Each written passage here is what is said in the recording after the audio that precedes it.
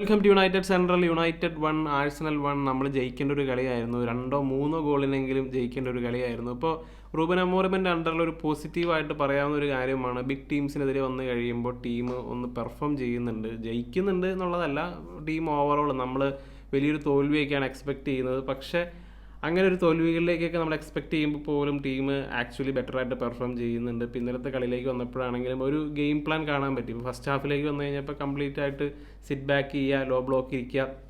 അപ്പോൾ അമോരും പറഞ്ഞു അങ്ങനെ കളിക്കണം എന്ന് ആഗ്രഹിച്ചിട്ടല്ല, പക്ഷേ ഈ ടീമിന് നിലവിലെ അവസ്ഥയിൽ സ്യൂട്ടായ ഒരു രീതി എന്ന് പറയുന്നത് അതാണെന്നുള്ള കാര്യം പുള്ളി പറഞ്ഞിരുന്നു. അപ്പോൾ എന്തായാലും സെക്കൻഡ് ഹാഫിലേക്കൊക്കെ വന്നു കഴിഞ്ഞപ്പോൾ നമ്മുടെ പെർഫോമൻസ് ഒത്തിരി മെച്ചപ്പെട്ടു എന്നുള്ളതാണ്. ചാൻസുകൾ വരാൻ തുടങ്ങി, അവിടെ നമുക്ക് ഫിനിഷ് ചെയ്യാൻ സാധിച്ചില്ല എന്നുള്ളതാണ്. ഇപ്പോൾ എന്തായാലും ബ്രൂണോയുടെ ഫ്രീ കിക്കിനെ പറ്റി പറയണം. ബ്രൂണോ സ്ഥിരം ട്രൈ ചെയ്യുന്ന ഒരു കാര്യമാണ് അങ്ങനെ ലോങ് ഡിസ്റ്റൻസിൽ നിന്ന് എടുക്കുന്ന ഒരു കാര്യം. ഇപ്പോൾ സോസിഡാഡിനെതിരെയുള്ള മത്സരത്തിലാണെങ്കിലും ഇതുപോലെ ലോങ് ഡിസ്റ്റൻസിൽ നിന്ന് എടുത്തിട്ട് അത് പുറത്തേക്ക് പോയിരുന്നു. പക്ഷേ ഇന്നലത്തെ ആ ഒരു ഗോള് മനോഹരമായിട്ടുള്ള ഗോൾ തന്നെയായിരുന്നു.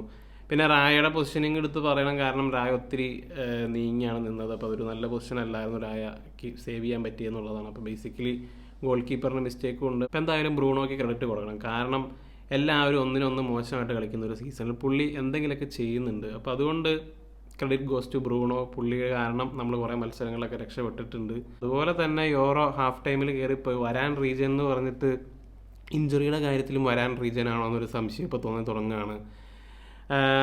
വലിയ കുഴപ്പമില്ലാന്ന് തോന്നുന്നു, കാരണം അമോറിം പറഞ്ഞത് തേഴ്സ്ഡേയിലേക്ക് അവൈലബിൾ ആവുമെന്നുള്ള നോക്കാം എന്നുള്ള കാര്യമാണ് പറഞ്ഞത്. അപ്പോൾ അത്ര വലിയ ഇഞ്ചുറി ആണെന്ന് തോന്നുന്നില്ല. അപ്പോൾ ലെറ്റ്സ് സി. അതുപോലെ എയ്ഡൻ ഹെവൻ വന്നിട്ട് അത്യാവശ്യം നല്ല രീതിയിൽ കളിച്ചു എന്നുള്ളതാണ്. സോളിഡ് പെർഫോമൻസ് ആയിരുന്നു. ഡെബ്യൂ മത്സരത്തിൽ പഴയ ക്ലബിനെതിരെ അത്യാവശ്യം കാം ആൻഡ് കമ്പോസ്റ്റ് പെർഫോമൻസ് ആയിരുന്നു.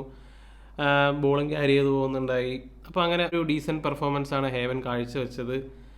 പിന്നെ ഹോയ്ലൻഡ് ഓഫ് കോഴ്സ് ഒന്നും തന്നെ ഒന്നുമേ പറയുന്നില്ല. ആ ഒരു സ്ഥലത്ത് ഒബി മാർട്ടിൻ ഇറക്കിയിരുന്നെങ്കിൽ അവനൊരു ഗോൾ അടിച്ചതെന്നാണ് എനിക്ക് തോന്നുന്നത്. കാരണം നമ്മൾ കാണാറുണ്ടല്ലോ, പഴയ ക്ലബിനെതിരെ വന്നു കഴിയുമ്പോൾ പ്ലേയേഴ്സ് ചിലപ്പോൾ ഗോൾ അടിക്കാനുള്ളൊരു ചാൻസ് കൂടുതലാണ്. അപ്പോൾ ആ ഒരു പ്രോബിലിറ്റി എങ്കിലും മുന്നിൽ നിർത്തിയിട്ട് ഒബി മാർട്ടിനെ നിലത്ത് മത്സരത്തിലേക്ക് ഇറക്കണ്ടായിരുന്നു എന്നുള്ളതാണ്. അപ്പോൾ അവിടെ ഹോയ്ലൻഡിനെയാണ് ഇറക്കിയത്. ഇപ്പോൾ എനിവേ കഴിഞ്ഞ 2 മത്സരങ്ങളായിട്ട് പെർഫോമൻസിൽ ചെറിയൊരു ഇമ്പ്രൂവ്മെൻറ്റ് വന്നിട്ടുണ്ടെന്ന് പറയാം. ഇപ്പോൾ റയൽ സോസിഡാഡിനെതിരെ ആണെങ്കിലും നമുക്ക് ജയിക്കാൻ പറ്റാവുന്നൊരു കളിയായിരുന്നു.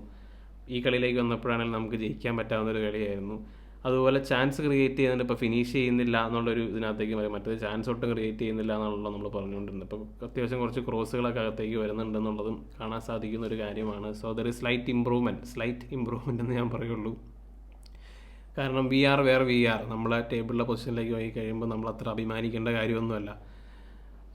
അപ്പോൾ എന്തായാലും ഇനി വരുന്ന കളി എന്ന് പറഞ്ഞാൽ ഇമ്പോർട്ടൻ്റ് ആയിട്ടുള്ള കളിയാണ്. നമുക്കാകെ ലക്ഷ്യം വയ്ക്കാവുന്ന ഒരേ ഒരു ട്രോഫി, അല്ലെങ്കിൽ യൂറോപ്പിലേക്ക് വന്ന് നോക്കിക്കഴിയുമ്പോൾ എന്തെങ്കിലും രീതിയിൽ നമുക്ക് ക്വാളിഫിക്കേഷൻ കിട്ടുന്ന ഒരു സംഗതി എന്ന് പറയുന്നത് അത് മാത്രമേ ഉള്ളൂ.